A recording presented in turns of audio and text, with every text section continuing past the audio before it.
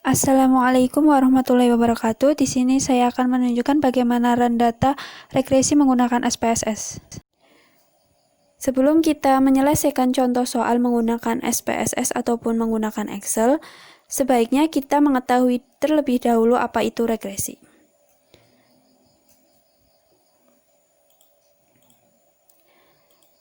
Analisis regresi pada dasarnya adalah studi mengenai ketergantungan satu variabel dependen atau terikat dengan satu atau lebih variabel independen atau variabel penjelas ataupun bebas. Tujuan regresi untuk mengestimasi dan atau memprediksi rata-rata populasi atau nilai rata-rata variabel dependen berdasarkan nilai variabel independen yang diketahui. Pusat perhatian adalah pada upaya menjelaskan dan mengevaluasi hubungan antar suatu variabel dengan variabel yang satu dengan variabel yang lain.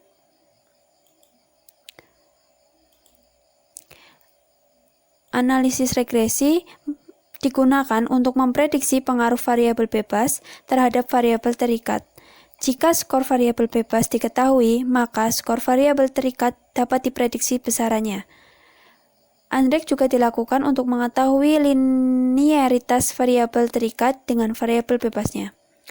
Karena dalam analisis korelasi parametrik terlebih dahulu harus diketahui apakah variabel yang akan dikorelasikan merupakan regresi linear atau non-linear. Contoh Andrek sederhana terdiri dari satu variabel dependen dan satu variabel independen. Persamaan regresinya Y payung sama dengan A tambah BX. Y merupakan variabel dependen, X merupakan variabel independen, A merupakan konstanta regresi, B intercept atau kemiringan garis regresi. Contoh kasusnya, Anton mahasiswa S1 PAI ingin mengetahui apakah ada pengaruh antara motivasi menjadi guru PAI terhadap indeks performance mahasiswa muslim. Independennya merupakan motivasi dan dependennya merupakan performance. Di sini disajikan data tabulasi sebagai berikut. Rumusan masalahnya, ada pengaruh antara motivasi menjadi guru PAI terhadap indeks performance mahasiswa muslim. Kemudian, HO-nya tidak ada hubungan antara motivasi menjadi guru PAI terhadap indeks performance mahasiswa. Kemudian, HA-nya ada hubungan antara motivasi menjadi guru PAI terhadap indeks performance mahasiswa muslim.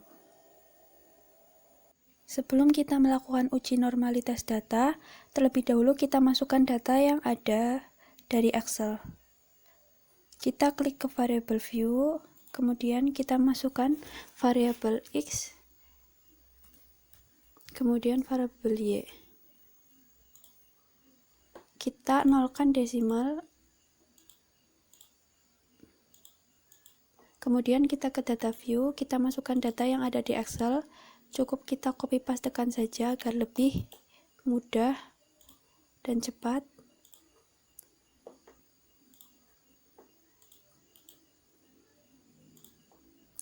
Selanjutnya kita ke menu Analyze, ke Non-Parametric Test, kemudian Legacy Dialog, kita pilih ke Sampel KS, kemudian kita masukkan kedua variabel,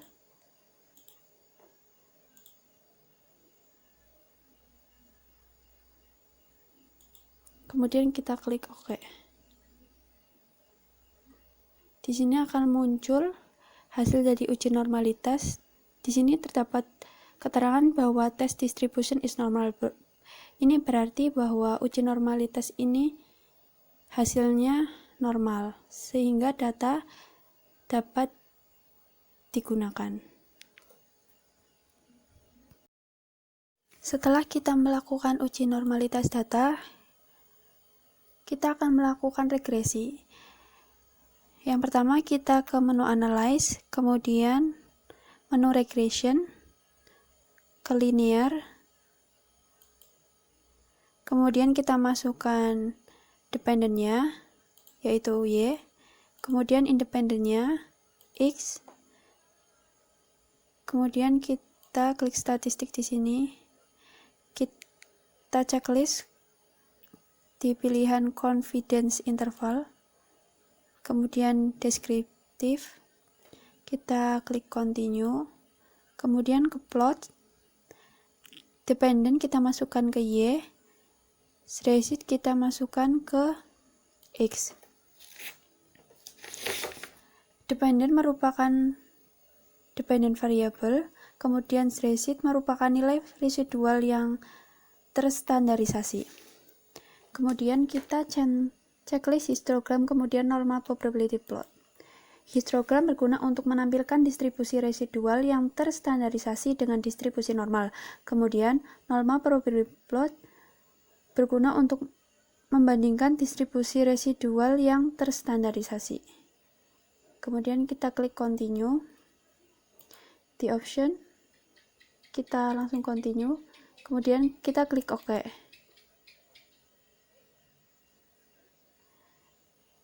Akan muncul hasil dari regression. Di sini ada descriptive statistic, correlation, variable inter removed, model summary, ANOVA, coefficient. Selanjutnya kita masukkan tabel ini ke Excel agar lebih mudah. Analisis tabel korelasi. Di sini korelasi antara X dan Y nilai signifikannya 0,007, lebih kecil dari alfa yaitu 0,05. Artinya H0 ditolak dan HA diterima. Kesimpulannya, ada korelasi antara motivasi menjadi guru dengan indeks performance mahasiswa muslim dan mempunyai nilai korelasi positif yaitu 0,684, yang berarti korelasi positif searah, artinya semakin tinggi motivasinya maka semakin tinggi pula performanya. Kemudian ada analisis tabel modal summary. Besarnya koefisien determinasi adalah 0,468. Dilihat dari R-square, hal ini mengandung pengertian bahwa pengaruh variabel bebas atau independen yaitu motivasi terhadap perubahan variabel dependen atau performance mahasiswa muslim adalah 46,8%. Sisanya 53,22% yang diambil dari 100% dikurangi 46,8% dipengaruhi oleh variabel lain selain variabel motivasi. Kemudian ada analisis tabel ANOVA. Besarnya F hitung adalah 8,785, sedangkan besarnya signifikasi adalah 0,014. F hitung dapat dilihat di sini. Kemudian signifikansinya di sini. Signifikansi tabel ANOVA sebesar 0,014 lebih kecil dari alfa yaitu 0,05. Dengan demikian HO ditolak dan HA diterima. Dengan demikian variasi nilai variabel bebas atau variabel independen dapat menjelaskan variasi nilai dependen.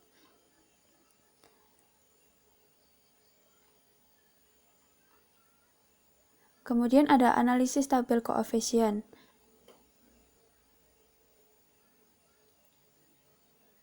Dari tabel di atas pada kolom B, pada konstanta sebesar 408,905, sedangkan nilai motivasi sebesar 0,828. Dengan nilai tersebut, maka dapat didistribusikan ke dalam persamaan regresinya sebagai berikut.